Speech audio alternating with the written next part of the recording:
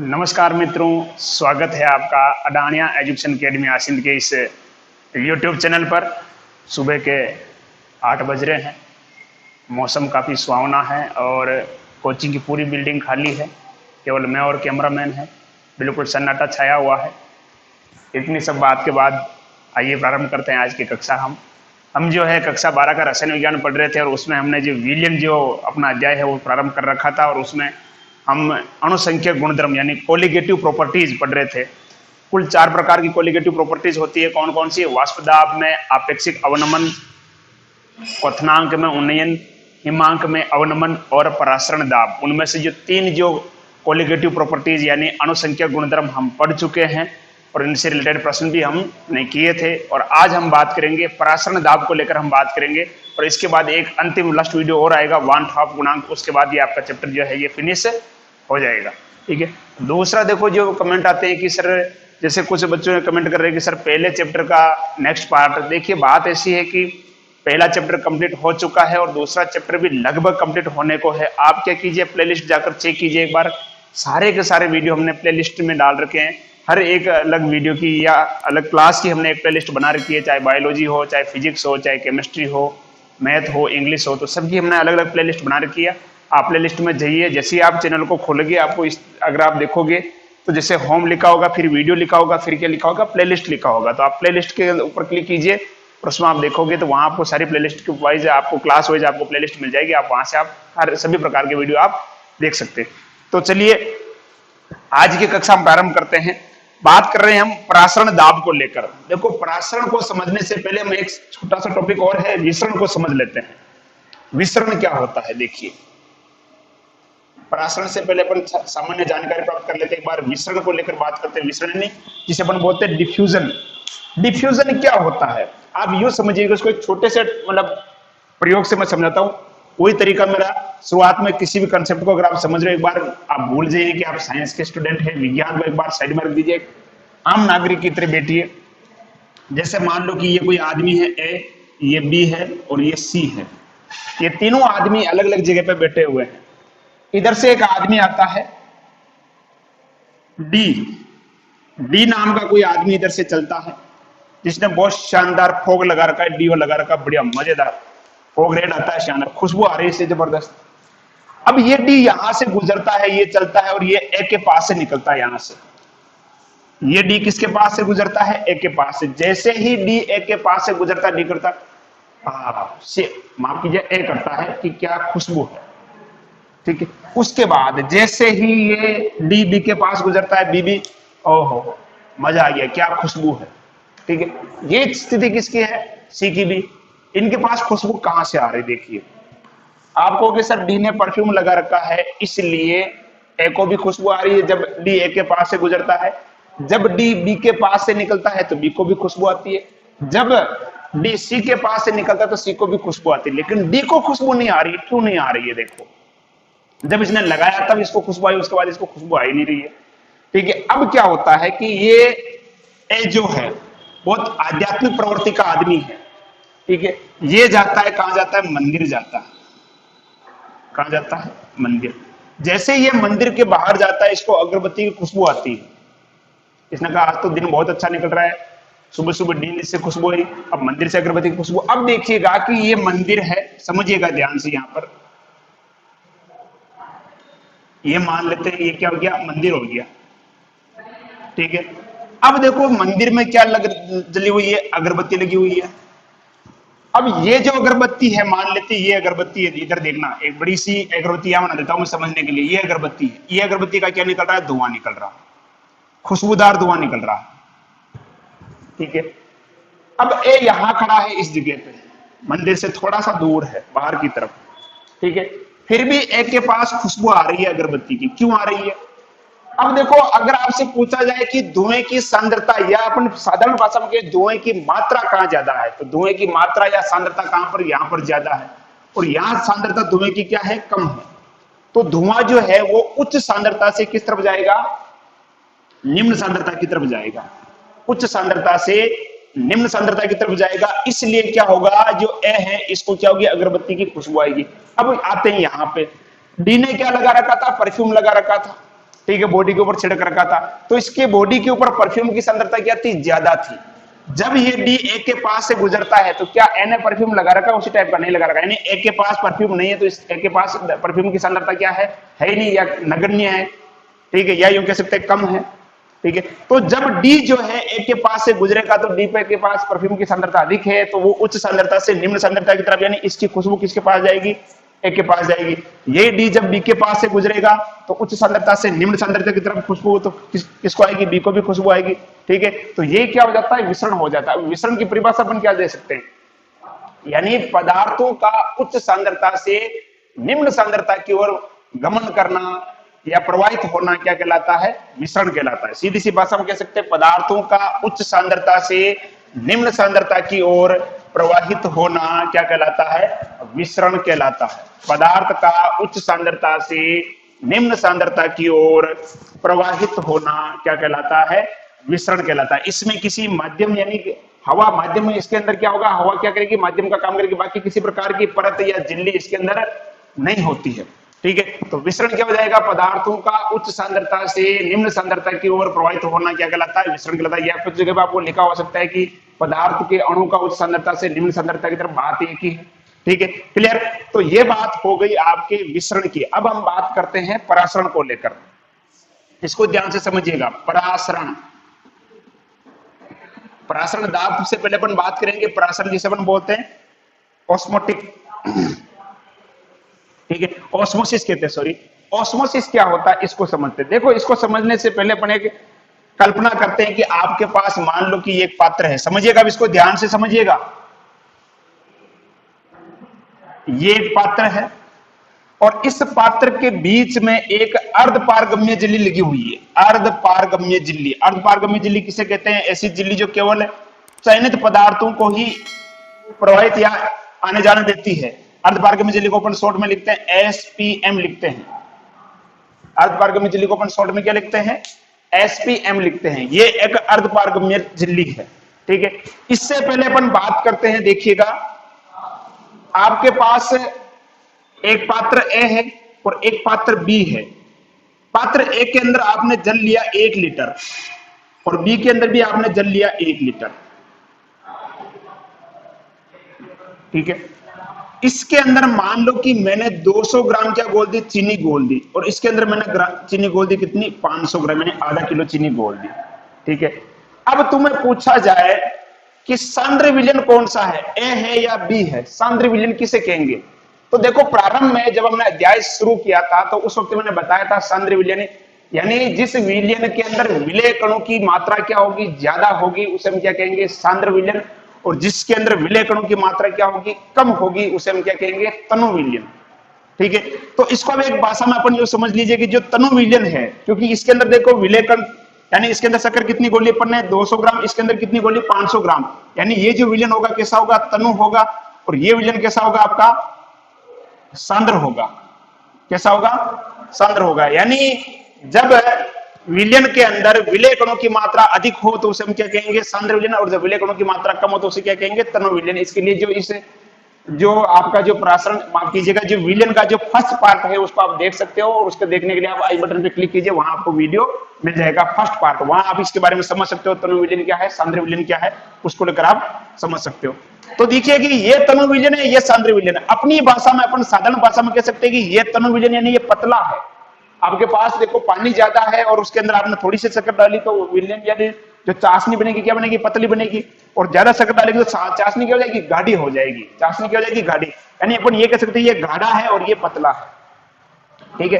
अब समझिएगा कि ये सांद्र विलयन और ये तनु विलयन। अब आपसे पूछा जाए कि विलयन की सांद्रता ज्यादा कहां पर है, जहां देखिएगा ऐसा विलयन जिसके अंदर विलय की मात्रा ज्यादा होगी उसे अपन क्या बोलेंगे, सांद्र विलयन, और जिसमें विलय की मात्रा कम होगी उसे क्या कहेंगे, तनु विलयन।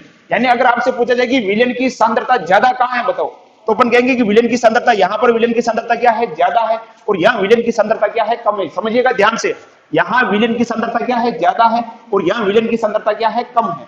अब एक ध्यान से देखिएगा, अब इस सांद्र विलयन को मैं डाल देता हूं यहां पर, देखना, यहां डाल दिया मैंने सांद्र विलयन और यहां डाल दिया मैंने इसको तनु विलयन को, ये डाल दिया मैंने, क्लियर। यानी ये जो विलयन है कौन सा है, सांद्र है, और ये कौन सा है, तनु है।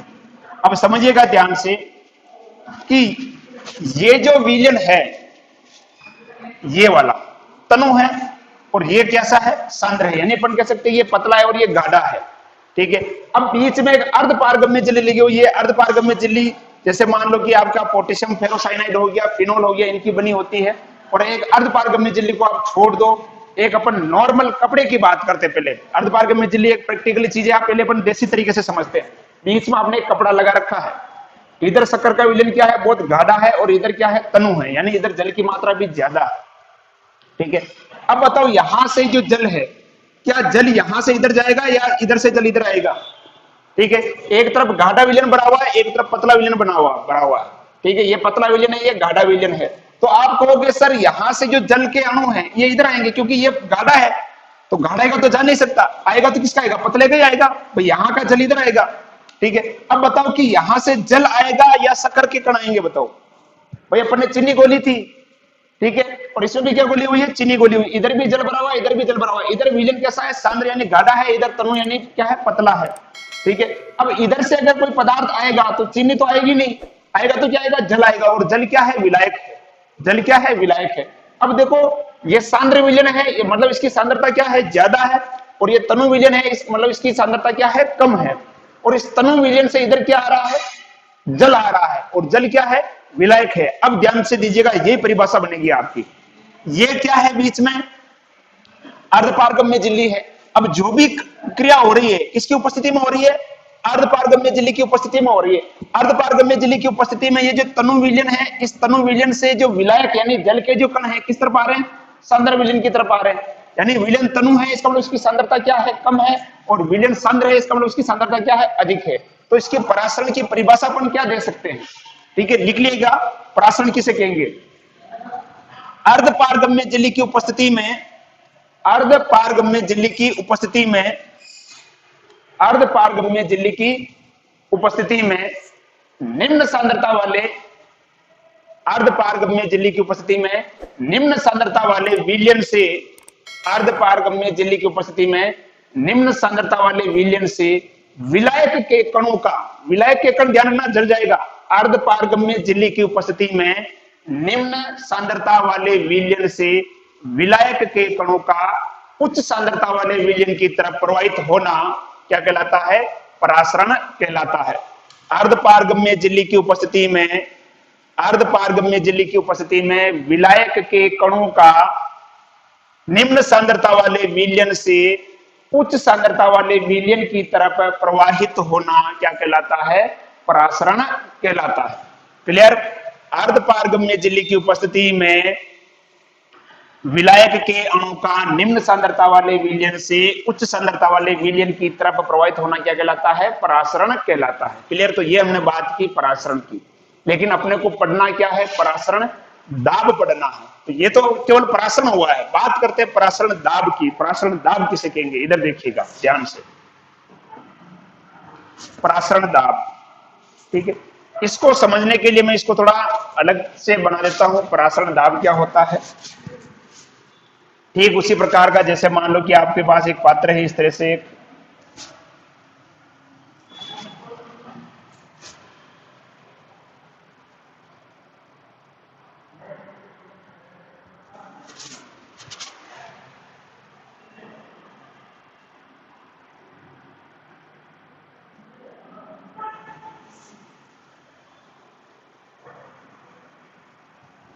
ये कुछ इस प्रकार का आपके पास पात्र है, और बीच में यहां पे लगी हुई है ये एक अर्धपारगम्य झिल्ली लगी हुई है, SPM जिसे हम शॉर्ट में कह सकते हैं, अर्धपारगम्य झिल्ली। इधर जो विलयन भरा हुआ है कैसा विलयन है, सांद्र विलयन है। इधर जो विलयन भरा हुआ है कैसा विलयन है, तनु विलयन है। क्लियर। अब आप कहोगे सर तनु विलयन जो है यहां से विलायक के कण किस तरफ आएंगे, इस तरफ आएंगे। अब देखिएगा, मान लो कि यहां पर एक क्या लगा हुआ है, पिस्टन लगा हुआ है। क्या लगा हुआ है, पिस्टन। ठीक है, और यहां पे भी क्या लगा हुआ है, पिस्टन लगा हुआ है इस तरफ। ये क्या लगा हुआ है, पिस्टन लगा हुआ है। अब देखिए इधर से विलायक के कण किस तरफ जा रहे हैं, इस तरफ जा रहे हैं। तो यहां पर अब विलयन क्या होगा, धीरे धीरे क्या होगा, कम होगा। कम होगा तो ये पिस्टन कहां आएगा, बताओ, नीचे आएगा, यहां आ जाएगा। मान लो ये जो पिस्टन है यहां लगा हुआ था, क्योंकि यहां से विलायक के कण इस तरफ चले गए तो ये पिस्टन क्या आएगा, नीचे आएगा, और ये पिस्टन क्या जाएगा, ऊपर जाएगा। ये पिस्टन क्या जाएगा, ऊपर जाएगा। अब मैं क्या करता हूं, ध्यान से दीजिएगा, यहां से विलायक के कण इधर आ रहे हैं, ये पिस्टन नीचे जा रहा है और ये पिस्टन ऊपर जा रहा है। अब मैं क्या करता हूं, इस पिस्टन को क्या कर देता हूं, दबाता हूं। क्या करता हूं, दबाता हूं। मैंने इसको दबाना शुरू किया, ठीक है। अब यहां पर जो विलन भरा हुआ था, ध्यान दीजिएगा, मैं इस पिस्टन को दबा रहा हूं, यहां लेके आ गया मैं, देखो इस जगह पे दबा के मैंने यहां लेके आ गया इस पिस्टन को, ऊपर से अपन हटा देते हैं, दबा के मैंने इसको क्या कर दिया, नीचे कर दिया, ठीक है। अब पिस्टन को दबाऊंगा तो इसके अंदर जो विलन भरा हुआ है उस पर क्या लगेगा, दाब लगेगा। दाब लगेगा तो ये सारा दाब किधर लगेगा, इधर लगेगा। अब ध्यान से देखिएगा कि इधर से क्या आ रहा है, विलायक के कण आ रहे थे, और इधर अब क्या लगेगा, दाब लगेगा, क्योंकि पिस्टन को मैंने दबाया इधर से, तो यहां से ये दाब लगेगा, इधर लगेगा, इस विलन पर दाब लगेगा। ये विलन सारा का सारा विलन किस तरफ जाएगा, इधर जाएगा, और ये विलन क्या करेगा, इस झिल्ली पर क्या लगाएगा, दाब लगाएगा।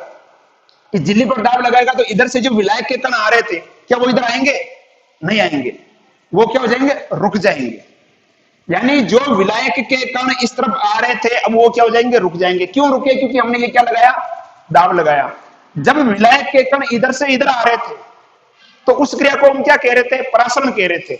जब विलायक के कण निम्न सांद्रता वाले विलयन से उच्च सांद्रता वाले विलयन की तरफ आ रहे थे तो उसे हम क्या कह रहे थे, परासरण कह रहे थे। अब मैंने क्या लगाया, दाब लगाया। दाब लगाने से जो कण इधर से इधर आ रहे थे वो कण क्या हो गए, रुक गए। यानी अपन कह सकते हैं सर जो परासरण हो रहा था वो परासरण क्या हो गया, रुक गया। किसकी वजह से रुका, इस दाब की वजह से रुका। किसकी वजह से रुका, इस दाब की वजह से वो परासरण क्या हो गया, रुक गया, ठीक है। यानी इस दाब ने परासरण की क्रिया को क्या कर दिया, रोक दिया। तो जो दाब परासरण की क्रिया को रोकता है उसे ही हम क्या कहते हैं, परासरण दाब कहते हैं। हो गई परिभाषा, ठीक है। तो वह दाब जिसे परासरण की क्रिया को रोकने के लिए प्रयुक्त किया जाता है उसे क्या कहते हैं, परासरण दाब कहते हैं, ठीक है। यानी ये जो कण इधर आ रहे थे दाब की वजह से रुक गए, तो परासरण दाब की परिभाषा क्या हो जाएगी, वह दाब जिसे परासरण की क्रिया को रोकने के लिए प्रयुक्त किया जाता है, वह दाब जिसे परासरण की क्रिया को रोकने के लिए प्रयुक्त किया जाता है उसे क्या कहते हैं, परासरण दाब कहते हैं। क्लियर। तो ये बात होगी परासरण दाब की, ठीक है। अब ध्यान से दीजिए, देखिएगा, और मैं दाब को और बढ़ाता हूं, इस दाब को क्या करता हूं, ये दाब कौन सा है, अब परासरण दाब है। इस परासरण दाब को मैं क्या करता हूं, और बढ़ाता हूं। यानी यहां से मैं इसको इधर लेके आ जाता हूं, इस पिस्टन को यहां तक लेके आ जाता हूं। यानी दाब मैंने क्या कर दिया, बढ़ा दिया, ठीक है। दाब बढ़ाऊंगा तो अब क्या होगा, यहां से प्रेशर लगेगा और ज्यादा, ठीक है। ज्यादा दबाव लगने की वजह से अब इधर से दबाव बहुत ज्यादा है, तो क्या होगा, अब क्या होगा, यहां से जो विलायक के कण हैं अब ये इधर जाने लग जाएंगे, अब उल्टा हो जाएगा काम। अब विलायक के कण किस तरफ जाने लग जाएंगे, इस तरफ।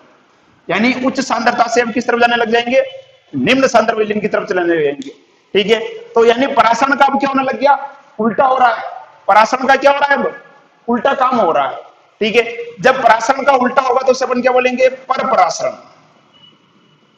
यानी जो परासरण की क्रिया हो रही थी, परासरण की क्रिया में अपन ने देखा था कि निम्न सांद्रता वाले विलयन से विलायक के कणों का उच्च सांद्रता वाले विलयन की तरफ प्रवाहित होना क्या कहलाता है, परासरण कहलाता है। लेकिन अपन ने क्या किया, दाब बढ़ा दिया। दाब बढ़ाने से क्या होगा, अब क्या होगा कि उच्च सांद्रता वाले विलयन से विलायक के कण किस तरफ जाएंगे, निम्न सांद्रता वाले विलयन की तरफ जाएंगे, तो उसे क्या कहेंगे, पर परासरण कहेंगे। क्या कहेंगे, पर परासरण। अब आप कहोगे सर इसकी परिभाषा क्या होगी, तो परिभाषा बहुत सीधी है रे, कुछ भी नहीं है। हम क्या कर रहे हैं, परासरण दाब को क्या कर दिया, हमने बढ़ा दिया। भाई ये जो घटना हो रही है किसकी वजह से हो रही है, परासरण दाब को बढ़ाने की वजह से तो हो रही है। जो पिस्टन था हमने और उसको और नीचा कर दिया, तो परासरण दाब को बढ़ाने से ही तो ये विलायक के कण इधर आने लग गए। तो हम क्या कह सकते हैं, जब परासरण दाब का मान अधिक होता है तो विलायक के कण, ध्यान दीजिएगा, पर परासरण की परिभाषा, जब परासरण दाब अधिक होता है, जब परासरण दाब अधिक होता है तो विलायक के कण उच्च सांद्रता से निम्न सांद्रता की तरफ प्रवाहित होने लगते हैं। इस घटना को क्या कहते हैं, पर परासरण कहते हैं। जब परासरण दाब अधिक होता है तो विलायक के कण उच्च सांद्रता वाले विलयन से निम्न सांद्रता वाले विलयन की तरफ प्रवाहित होने लगते हैं, उसे क्या कहते हैं, पर परासरण कहते हैं। अब एक बार ये क्वेश्चन पूछा गया है, पर परासरण का उपयोग, पर परासरण का उपयोग किससे कहां करते हैं, देखो जो समुद्र का जो जल होता है, अपन जानते हैं समुद्र का जल क्या होता है, बहुत ही खारा होता है। उसके अंदर क्या होता है, लवण मिला होता है, ठीक है। और लवण को अपने को क्या करना होता है, अलग करना होता है, ठीक है। यानी अपन यूं समझ लो कि यहां अपन क्या भर देते हैं, खारा पानी भर देते हैं, समुद्री जल, ठीक है। इधर मैं क्या भर देता हूं, एक समुद्री जल भर देता हूं, मान लो ये समुद्री जल यानी खारा पानी, ठीक है, और इधर कुछ भी नहीं है। अब मैं क्या करूंगा, यहां से दाब को बढ़ाऊंगा, दाब को बढ़ाऊंगा तो क्या लवण इधर जाएगा क्या? नमक के कण तो उधर जाएंगे नहीं, जाएगा तो क्या जाएगा, केवल जल जाएगा, ठीक है, यानी इधर क्या जाएगा, नमक इधर ही रह जाएगा, इधर क्या जाएगा, जल, और जल कौन सा हो जाएगा, शुद्ध जल। तो इस प्रकार से हमने क्या किया, परप्राशन से क्या कर दिया, जल को क्या कर दिया, शुद्ध कर दिया, यानी खारा पानी जो अपन कह सकते हैं, खारे पानी को हमने क्या कर दिया, मीठा कर दिया, यानी कठोर जल को हमने क्या कर दिया, मृदु कर दिया, जो भी कह सकते हैं, ठीक है। तो समुद्री जल से अपने को क्या प्राप्त हो गया, शुद्ध जल, यानी लवण क्या हो गया, अलग हो गया। तो परप्राशन का उपयोग कहां होता है, समुद्री जल के विलवणीकरण में, ध्यान रखिएगा, परप्राशन का उपयोग समुद्री जल के विलवणीकरण में, विलवणीकरण यानी समुद्र के जल से लवण को अलग करने के लिए किसका उपयोग करते हैं, परप्राशन का। अभी भी देखो किसी को डाउट है तो इसका इंग्लिश वर्ड बताऊंगा तो आप समझोगे, क्योंकि हमारी आदत है ना इंग्लिश ज्यादा आती है, ठीक है। इसको बोलते हैं रिवर्स ऑस्मोसिस। क्या कहते हैं, रिवर्स ऑस्मोसिस, शॉर्ट में लिख सकते हैं आरओ। आरओ का पानी पीते हो, हाँ सर अब जाके समझ में आ गया, आरओ, आरओ खारे पानी को मीठा कर देता है, आया समझ में, हाँ ठीक है। तो परप्राशन यानी रिवर्स ऑस्मोसिस यानी आरओ, ठीक है। आपके घर में जो आरओ लगा होगा आपने देखना, उसमें देखो ये चित्र भी पूछा जा सकता है, एक बार पूछा गया है चित्र, ये समुद्री जल के विलवणीकरण वाला ये चित्र हो जाएगा एक तरह से, ठीक है। इधर पिस्टन लगा हुआ, इधर पिस्टन लगा हुआ है, क्लियर, ठीक है। आपके घर में जो आरओ लगा हुआ है आप उसको देखना, उसके अंदर भी आपको कुछ इस प्रकार की संरचना मिलेगी आपको, इस तरह से एक जो बेलन होता है, बेलन टाइप की एक स्ट्रक्चर होती है, इसके अंदर बहुत छोटी छोटी क्या होती है, पतली पतली क्या होती है, परतें लगी होती है, यहाँ एक नलिका लगी होती है, इससे क्या होता है, जल प्रवाहित होता है, ठीक है। तो यही क्या करता है, आरओ का काम करता है, रिवर्स ऑस्मोसिस। इसके अंदर परप्राशन की घटनाएं होती है, ठीक है। तो इधर से खारा पानी जाता है और इधर से क्या जाता है, मीठा पानी आपको प्राप्त होता है। और आपने देखा होगा साल डेढ़ साल के अंदर ये जो बेलन तरह की, जो बेलन के टाइप की जो संरचना होती है, उसको क्या करना पड़ता है, अपने को चेंज करना पड़ता है, क्योंकि इनके अंदर जो छोटी छोटी परतें होती है, इसमें देखना आप खोल के, उसके अंदर क्या होता है, लवण जम जाता है, जिसकी वजह से फिर क्या होता है, पानी आगे नहीं जा पाता है, क्लियर। तो ये बात कर ली हमने किसको लेकर, प्रासरण दाब और परप्राशन को लेकर हमने बात की, ठीक है। अब देखो प्रासरण दाब को समझाने के लिए कुछ नियम भी है, उस नियम को लेकर हम बात करते हैं। प्रासरण दाब के जो नियम है, सबसे पहला आता है वांट हाफ बोयल का नियम। प्रासरण दाब के लिए जो पहला नियम है वो कौन सा है, वांट हाफ बोयल का नियम। बोयल का नियम, वांट हाफ बोयल का नियम क्या कहता है, बोयल का नियम कहता है, देखिएगा एक तो बताता हूं, प्रासरण दाब को अपन दर्शाएंगे किसके द्वारा, पाई के द्वारा, ये समझ लीजिएगा ध्यान से। प्रासरण दाब को अपन दर्शाते हैं पाई के द्वारा। यहां आपको पाई का मान नहीं रखना है, पाई का मान 22/7 जो भी आप रखते हो वो मान यहां पर नहीं रखना है, पाई की वैल्यू रखनी ही नहीं है। पाई यहां पर केवल एक सिंबल है, यहां पाई की वैल्यू का कोई रोल नहीं है, केवल प्रासरण दाब को अपन दर्शाएंगे पाई के द्वारा, ठीक है। अब देखो प्रासरण दाब के लिए एक वैज्ञानिक हुए वांट हाफ, उसने नियम दिया वांट हाफ बोयल का नियम। ये नियम क्या कहता है कि प्रासरण दाब जो है वो सांद्रता के क्या होता है, समानुपाती होता है, यानी जैसे जैसे विलयन की सांद्रता बढ़ेगी प्रासरण दाब भी क्या होगा, बढ़ेगा। जैसे जैसे विलयन की सांद्रता क्या होगी, बढ़ेगी, प्रासरण दाब क्या होगा, बढ़ेगा, ठीक है। यानी अपन यूं कह सकते हैं कि प्रासरण दाब क्या है, पाई है, ठीक है। पाई समानुपाती क्या होगा, सी यानी क्या हो गया, सांद्रता, पाई का मतलब क्या हो गया, प्रासरण दाब। जैसे जैसे सांद्रता बढ़ेगी वैसे वैसे प्रासरण दाब भी क्या होगा, बढ़ेगा। अब देखिएगा कि आपके पास एक विलयन है, कौन सा विलयन है, सांद्र विलयन। कौन सा विलयन है, सांद्र विलयन। आप इसके अंदर क्या मिलाते हो, जल मिलाते हो, यानी जल मिलाने से विलयन कैसा होगा, तनु होगा। जल मिलाने से सांद्र विलयन कैसा हो जाएगा, तनु हो जाएगा। यानी अपन कह सकते हैं कि तनुता बढ़ाने पर सांद्रता क्या हो रही है, घट रही है। तनुता बढ़ाएंगे तो सांद्रता क्या होगी, घटेगी। तनुता बढ़ाने पर सांद्रता क्या हो जाती है, घट जाती है, ठीक है। तो अपन बात कर रहे हैं प्रासरण दाब जो है ये सांद्रता के क्या होता है, समानुपाती, यानी जैसे जैसे विलयन की सांद्रता बढ़ेगी प्रासरण दाब क्या होगा, बढ़ेगा, ठीक है। अब लेकिन यदि मैं क्या करता हूं, उसके अंदर क्या मिला दूं, जल मिला दूं, जल मिलाने से क्या होगी, तनुता बढ़ेगी, तनुता बढ़ेगी तो सांद्रता क्या होगी, घटेगी, सांद्रता घटेगी तो फिर प्रासरण दाब भी क्या हो जाएगा, घट जाएगा, ठीक है। ध्यान से समझिएगा, जल मिलाने से तनुता बढ़ेगी, तनुता बढ़ेगी तो सांद्रता घटेगी, सांद्रता घटेगी तो प्रासरण दाब भी क्या होगा, घटेगा, ठीक है। तो इसको अपन ऐसे लिख सकते हैं जो C जो है अपना, C क्या होता है, तनुता के क्या होता है, व्युत्क्रमानुपाती होता है, यानी तनुता बढ़ाने पर सांद्रता क्या होती है, घटती है। तो इसको सीधा मैं यूं लिख सकता हूं, देखो पाई जो है ये पाई तनुता के क्या होगा, व्युत्क्रमानुपाती, यानी तनुता बढ़ाने पर प्रासरण दाब क्या होगा, घटेगा। सीधा से समझ में आ गया होगा आपके यहाँ पर, तनुता बढ़ाने पर सांद्रता घटेगी, सांद्रता घटेगी तो प्रासरण दाब भी क्या होगा, घटेगा। यानी अपन कह सकते हैं कि प्रासरण दाब तनुता के क्या हो गया, व्युत्क्रमानुपाती हो गया। ठीक है, तो ये हो गया पहला नियम। वान टॉप बॉयल का नियम क्या कहता है, प्रासरण दाब जो है निश्चित ताप पर, ध्यान दीजिएगा ताप यहां पर स्थिर होना चाहिए, निश्चित ताप पर विलयन का प्रासरण दाब उसकी सांद्रता के क्या होता है, समानुपाती होता है। निश्चित ताप पर विलयन का जो प्रासरण दाब है उसकी सांद्रता के क्या होता है, समानुपाती होता है। क्लियर। अगला जो नियम है वान टॉप ताप का नियम या वान टॉप दाब ताप का नियम, इसको आप नाम दे देते हैं समीकरण नंबर 1। ठीक है, अगला जो दूसरा जो नियम है वो है वान टॉप दाब ताप का नियम।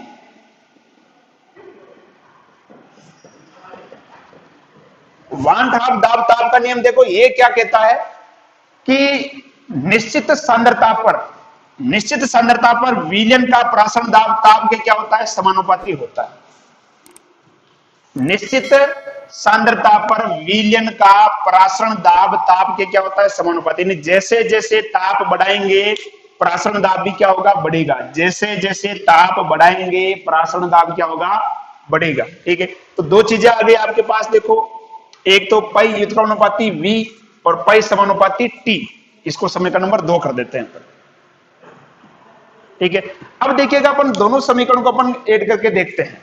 ठीक है, एक तो समीकरण नंबर 1 और समीकरण नंबर 2, अगर इसको अपन देखें तो सीधा सा अपन देख सकते हैं जो पाई जो है, पाई देखिएगा T के तो क्या है, समानुपाती है और V के क्या है, व्युत्क्रमानुपाती है। ये चीज आप यहां से समझ निकाल सकते हैं। देखो पाई V के तो क्या है, व्युत्क्रमानुपाती और T के क्या, समानुपाती। पाई V के व्युत्क्रमानुपाती हो गया, T के क्या, समानुपाती। मैं क्या कर रहा हूं, इस समानुपाती के चिन्ह को क्या कर रहा हूं, हटा रहा हूं।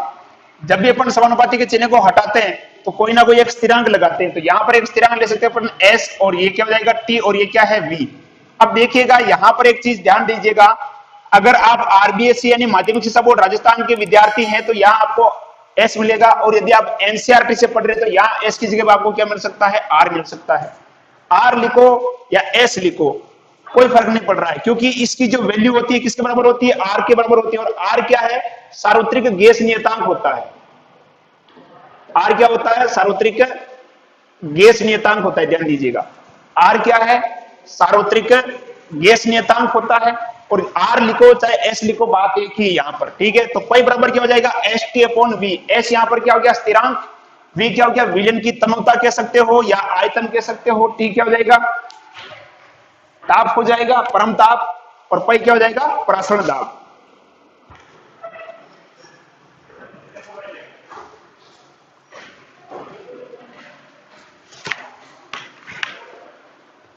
देखिए आगे,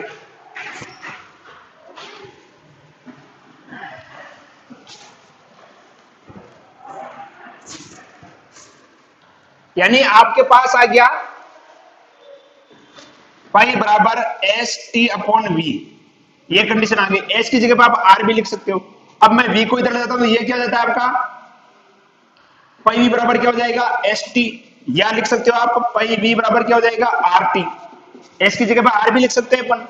बात करते हैं अपन N मोल के लिए, यानी मोल की संख्या यदि N मान ली जाए, N मोल के लिए, तो N मोल के लिए अगर अपन बात करेंगे तो ये क्या हो जाएगा आपका, पाई V बराबर क्या हो जाएगा, NST।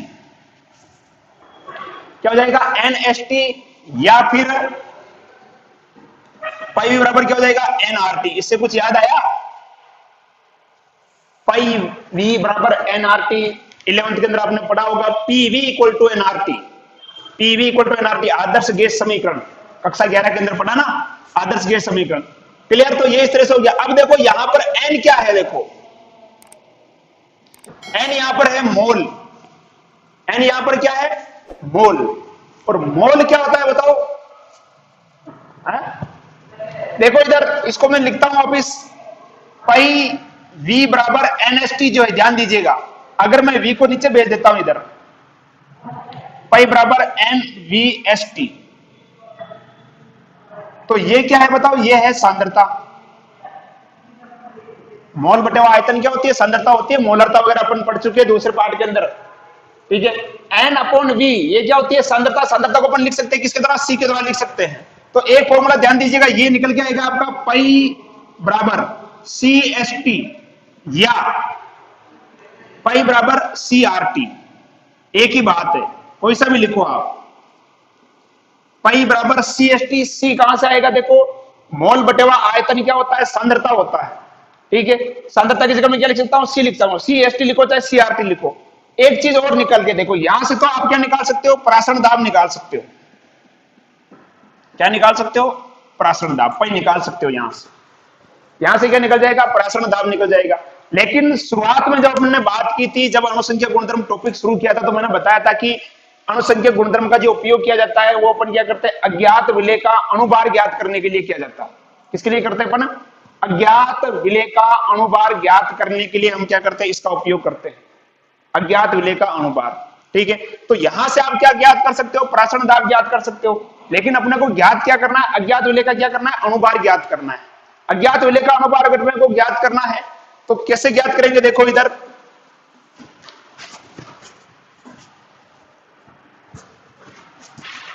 देखो, n क्या है यहां पर, मोल है। n यहां पर क्या है, मोल। और n बराबर क्या होगा, WB अपॉन MB, यानी विलेय का भार और नीचे क्या आएगा, विलेय का अणुभार, ठीक है। तो ये स्थिति मैं यहां रख रहा हूं, इसी की जगह पे देखो, इस जगह पर रख देता हूं मैं। तो क्या हो जाएगा, ये देखो पाई बराबर WB, ऊपर क्या है ST, और नीचे क्या जाएगा MB इंटू वी। क्लियर। आपको निकालना है MB निकालना है, तो MB बराबर क्या हो जाएगा, MB बराबर क्या हो जाएगा, WB ST upon pi V. Clear. जहां पर पाई क्या है, इधर लिख देता हूं मैं, यहां पर कौन कौन सी चीजें क्या क्या है, जो आप स्क्रीनशॉट ले लेना इनका, कोई ज्यादा विशेष नहीं है, किताब से भी आप लिख सकते हो, बहुत इजी है, समझना जरूरी है। बाकी आपका नोट्स जो है आपको टेलीग्राम चैनल पर आपको मिल ही रहा है, आपको बता दिया है। इनके जो भी नोट्स चाहिए, नीचे पट्टी चल रही है उसके ऊपर सारी चीजें लिखी हुई है, कहां कहां से आपको क्या क्या चीज मिल सकती है, सारी चीजें जो नीचे है, जो आपको व्हाइट कलर की पट्टी चल रही है उस पर सारी चीजें आपको मिल जाएगी, उसको फॉलो कीजिए आप। नोट्स वगैरह भी आपको वहां पे मिल जाएंगे, ठीक है। अब देखते हैं अपन, देखो इसमें कौन कौन सी चीजें हैं, देखिए MB क्या है, विलेय का अणुभार, विलेय का अणुभार। WB क्या है, विलेय का भार या विलेय की मात्रा लिख सकते हो, ठीक है। S क्या है, यहां पर स्थिरांक है, जिसकी वैल्यू आपको परीक्षा या प्रश्न के अंदर दी होगी। T क्या है, परम ताप या ताप लिख दो। पाई क्या है, पाई है प्रासरण दाब, प्रासरण दाब। और V क्या है, आयतन, विलयन का आयतन। Clear, complete. तो इस प्रकार से हम क्या कर सकते हैं, अज्ञात विलेय का अणुभार भी हम प्रासरण दाब की सहायता से क्या कर सकते हैं, ज्ञात कर सकते हैं। और प्रासरण दाब ज्ञात करना, तो उसका सूत्र भी मैंने लिखाया था, पाई बराबर क्या था, CRT, जहां पर C क्या है, सांद्रता, C क्या है यहां पर, सांद्रता। क्लियर। तो ये प्रासरण दाब कंप्लीट है, और इसके लेकर किस प्रकार के प्रश्न जो है हमसे पूछे जाते हैं, वो एक दो प्रश्न हम करके देखते हैं। बाकी प्रश्न आप किताब के पीछे आपको दे रखे हैं, आप उनको सोल्व कीजिए। और अगर किसी प्रकार की समस्या आ रही है तो नीचे व्हाट्सएप नंबर आपको दे रखे हैं, उस पर आप मैसेज कर सकते हैं। और सुबह 8 से लेकर शाम को 7 बजे तक आप कॉल पे भी बात कर सकते हैं। चलिए, तो ये दो प्रश्न है, और दोनों प्रश्न जो है ये आपकी बुक के अंदर दिए हुए हैं, ये आपकी किताब के अंदर उदाहरण के अंदर दिया और ये पीछे दिया हुआ है। दो प्रश्न अपन करके देखते हैं। देखिएगा, पहला प्रश्न है, 27 डिग्री सेल्सियस ताप पर यूरिया के m/10, ध्यान दीजिएगा m/10, m/10 यानी इसका मतलब ये क्या होगी, सांद्रता हो गई m/10। 27 डिग्री सेल्सियस ताप पर यूरिया के विलयन का प्रासरण दाब ज्ञात कीजिए। 27 डिग्री सेल्सियस ताप पर यूरिया के m/10 विलयन का क्या ज्ञात कीजिए, प्रासरण दाब ज्ञात कीजिए। R आपको ये दे रखा है, ठीक है। क्या पूछा है, प्रासरण दाब पूछा है, ठीक है, क्या क्या आपको दिया हुआ है पहले तो ये देखिएगा। आपको यहां पर दे रखा है आर, दे रखा है आर कितना दे रखा है 0.0821, ठीक है। और क्या दे रखी है सी यानी सांद्रता दे रखी है, क्या दे रखी है 1/10। आप कहोगे सर m/10 लिखा हुआ है, m/10 को बेटा 1/10 कहते हैं, एक ही बात, ठीक है। और क्या दे रखा है टी, देखो टी ध्यान दीजिएगा, टी दे रखा है आपको 27 डिग्री सेल्सियस, लेकिन ध्यान रखना कि आपको टेम्परेचर जो लेना है वो किस में लेना है, केल्विन में लेना है। टेम्परेचर किस में लेना है, केल्विन में लेना है। और यहाँ आपको किस में दे रखा है, सेल्सियस में। तो देखो जब भी सेल्सियस में अगर टेम्परेचर दिया हो तो उसको केल्विन में कन्वर्ट करने के लिए अपन क्या करते हैं 273 से इसको क्या कर देते हैं प्लस कर देते हैं, यानी क्या कर देंगे इसको 273, तो ये कितना आ जाएगा 300 केल्विन आ जाएगा, कितना आ जाएगा 300 केल्विन। और ज्ञात क्या करना है आपको, पाई आपको ज्ञात करना है, यही आपका प्रश्न है, क्लियर। तो पाई बराबर अपन जानते हैं क्या होता है, पाई बराबर क्या होता है, मैंने सूत्र लिखाया था CRT लिखाया था, ठीक है। तो पाई बराबर सी का मतलब क्या हो जाएगा 1/10 इंटू आर क्या हो जाएगा 0.0821 इंटू टी क्या हो जाएगा 300, क्लियर। सोल्व कर लो इसको,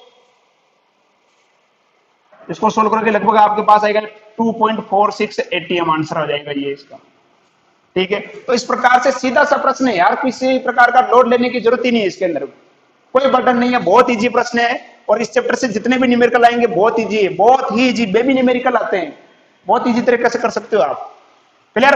तो अगला प्रश्न करते हैं, ये जो प्रश्न है आपके पीछे दे रखा है और परीक्षा में पूछा भी गया है, ये प्रश्न एक दो बार ये प्रश्न पूछा भी जा चुका है, ठीक है। तो इस प्रश्न को अपन करके देखते हैं, देखो इसके अंदर क्या कह रहा है ये,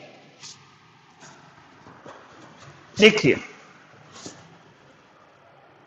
ये कह रहा है कि एक प्रोटीन के 0.2 लीटर जलीय विलयन, यानी ये तो हो गया वी हो गया आपका, सीधा सा डायरेक्ट लिख ही लो वी 0.2 विलियन में 1.26 यानी 1.26 यानी 1.2 चाहिए 1.26 कुछ भी कह दो, 1.26 ग्राम प्रोटीन है। एक प्रोटीन के 0.2 लीटर जलीय विलयन में 1.26 ग्राम प्रोटीन है, यानी ये क्या हो गया विलय हो गया। जल कितना है 0.2 लीटर है, उसके अंदर 1.26 ग्राम प्रोटीन यानी थोड़ा सा है, यानी ये विलय का भार हो गया, यानी WB कितना है 1.26 ग्राम, क्लियर। 300 केल्विन पर, यानी ये हो गया टी हो गया आपका 300 केल्विन पर, ठीक है। 300 केल्विन पर विलयन का प्रासरण दाब, यानी ये हो गया आपका पई हो गया, विलयन का प्रासरण दाब कितना है 2.5 इंटू 10 की घात -3। विलयन का प्रासरण दाब 2.57 है ना, और भी है 2.57, सॉरी 2.57 इंटू 10 की घात -3 बार पाया गया। तो प्रोटीन का मोलर द्रव्यमान ज्ञात कीजिए, यानी आपको ज्ञात करना है MB, ये आपको क्या करना है ज्ञात करना, अभी मैंने बताया था जैसे कि आपको, ठीक है। तो अपन जानते हैं MB बराबर क्या होता है रे, MB बराबर होता है WB, ST लिखो चाहे RT, और क्या था नीचे क्या था पाई इंटू वी, ठीक है। और R की वैल्यू यही आएगी इसके अंदर, जो ये है ना ये की यही वैल्यू है, R लिखो चाहे S लिखो, मैंने बताया था कुछ भी लिख सकते हो दोनों में से आप, ठीक है। तो लिख लो ये वैल्यू लिख दो यहाँ पर MB बराबर WB कितना है रे 1.26 इंटू आर या एस की वैल्यू कितनी हो जाएगी 0.0821 इंटू टी कितना हो जाएगा 300, नीचे क्या जाएगा पाई, पाई कितना है 2.57 इंटू 10 की घात क्या है -3 इंटू वी कितना है 0.2, क्लियर। इसको सोल्व कर लो, इसको सोल्व करोगे तो ये लगभग जहां तक मेरा मानना ये 58,882 ऐसे कुछ आएगा आपके 0.6, जो भी आप चेक कर लेना एक बार 0.6 ग्राम प्रति मोल, ये कुछ लगभग इसी प्रकार का आंसर कुछ आता है इसका, चेक कर लेना एक बार, क्लियर। तो इस प्रकार से प्रासरण दाब जो है आपसे पूछा जा सकता है, प्रासरण दाब को लेकर प्रश्न जो है आपसे पूछे जा सकते हैं, क्लियर। अब देखो प्रासरण दाब के आधार पर भी आपके तो किताब के अंदर एक दो परिभाषाएं दे रखी है, उसको लेकर हम चर्चा कर लेते हैं प्रासरण दाब को। एक बार आप इसका स्क्रीनशॉट ले लीजिए, चलो बढ़िया। देखिए प्रासरण दाब के आधार पर विलयन के प्रकार,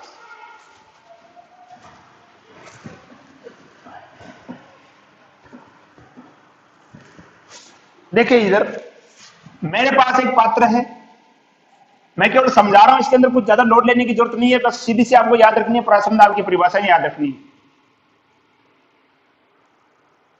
ये क्या हो जाएगा सर? एसपीएम। अब तो याद हो गए। देखो इधर एक विलयन बना हुआ है, इधर विलयन बना हुआ है बी, ठीक है। अगर दोनों विलयन का प्राशन दाब क्या है? समान है, तो उसे हम क्या कहेंगे? समपराश्री, क्योंकि दोनों का विलयन क्या है? समान है। तो एक तो आता है समपराश्री विलयन, यानी ऐसे दो विलयन जिनका प्राशन दाब क्या हो? समान हो। ऐसे दो विलयन जिनका प्राशन दाब क्या हो? समान हो, उसे हम क्या कहते हैं? समपराश्री विलयन कहते हैं। यानी यहां पर दो विलयन है, दोनों तरफ भरे हुए, देखो ये अर्धपारगम्य लिखी है ए और बी, दोनों का प्राशन दाब क्या है? समान है। जब दोनों विलयन का प्राशन दाब समान हो तो उसे हम क्या कहेंगे? समपराश्री विलयन कहेंगे, ठीक है। अगला आता है अल्प पराश्री विलयन, या न्यून पराश्री भी होता है, अल्प पराश्री विलयन। अल्प पराश्री विलयन यानी जिस विलयन का प्राशन दाब कम होगा उसे क्या कहेंगे? अल्प पराश्री विलयन। मान लो कि ए और बी, इसमें से बी का प्राशन दाब कम है और ए का प्राशन दाब अधिक है, ए का प्राशन दाब अधिक है, बी का कम है, तो दो विलयन में से ऐसा विलयन, दो विलयन में से ऐसा विलयन जिसका प्राशन दाब कम हो, दो विलयन में से ऐसा विलयन जिसका प्राशन दाब कम हो, उसे क्या कहेंगे? अल्पराश्री विलयन। अगला आता है अतिपराश्री। सर ये तो हमें आता है, इसका उल्टा कर दो। दो विलयन में से ऐसा विलयन जिसका प्राशन दाब अधिक हो, अतिपराश्री विलयन। दो विलयन में से ऐसा विलयन जिसका प्राशन दाब कम हो, अल्पराश्री विलयन। और दो ऐसे विलयन जिसका प्राशन दाब बराबर हो, समपराश्री विलयन। क्लियर? तो दो विलयन जिनका प्राशन दाब समान हो, समपराश्री विलयन। दो विलयन में से वे विलयन जिसका प्राशन दाब कम हो, अल्पराश्री विलयन। दो विलयन में से वे विलयन जिसका प्राशन दाब अधिक हो, अतिपराश्री विलयन। क्लियर?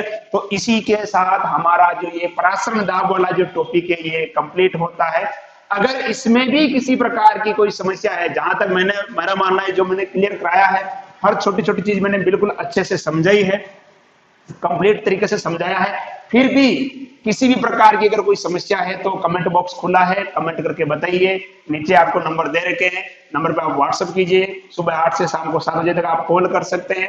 और रही बात नोट्स की, तो नोट्स के लिए आप हमारा टेलीग्राम चैनल ज्वाइन कीजिए। टेलीग्राम के लिए आपकी जो फोन का जो प्ले स्टोर है वहां जाकर आप टेलीग्राम सर्च कीजिए, टेलीग्राम ऐप वहां से डाउनलोड कीजिए। डाउनलोड करने के बाद उसको आप जिस प्रकार से आप व्हाट्सएप को रजिस्टर्ड करते हैं उसी प्रकार से आपके मोबाइल नंबर से टेलीग्राम रजिस्टर्ड होगा। और जब ये रजिस्टर्ड हो जाए तो आप उसके अंदर जो सर्च बार आता है उसमें अडाना एजुकेशन सर्च कीजिएगा, चैनल आएगा और चैनल में नीचे ज्वाइन का बटन दबा दीजिएगा। उसमें आपको नोट्स जो है रेगुलर मिलते रहेंगे, अलग अलग प्रकार के, किसी जनरल साइंस के भी आएंगे और जीके के भी आएंगे, अलग अलग प्रकार के नोट्स उसके अंदर आते रहते हैं। बस आपको जो नोट्स आपको चाहिए आप वहां से डाउनलोड कीजिए, पढ़ाई करते रहिए, घर में रहिए, सुरक्षित रहिए, अन्यथा फालतू के तरीके से बाहर ना निकले, मास्क लगाए रखें और पढ़ाई करते रहे। और यदि आप इस चैनल पर नए हो तो चैनल को सब्सक्राइब कीजिए, अपने दोस्तों के साथ शेयर कीजिए। धन्यवाद।